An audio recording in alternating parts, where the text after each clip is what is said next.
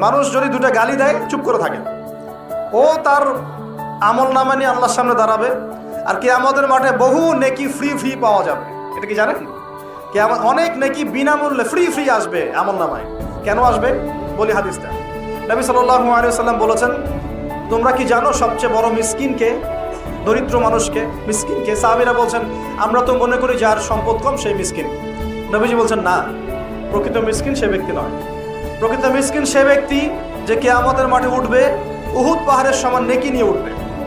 উহুদ পাহাড় দেখেছেন তো? বিশাল পাহাড়। উহুদ পাহাড়ের সমান নেকি নিয়ে উঠবে। নামাজের নেকি, যাকাতের নেকি, হজের নেকি, ওমরার নেকি, বিভিন্ন নেকি। কিন্তু দেখবে সামনে বহু মানুষ দাঁড়িয়ে আছে। কেন দাঁড়িয়ে আছে? কারো কাছ থেকে টাকা নিয়েছে, টাকা শোধ করে নাই, কাউকে গালি দিয়েছে, কাউকে অন্যায়ভাবে অপবাদ দিয়েছে, কাউকে আঘাত করেছে, কারো উপর জুলুম করেছে ইত্যাদি।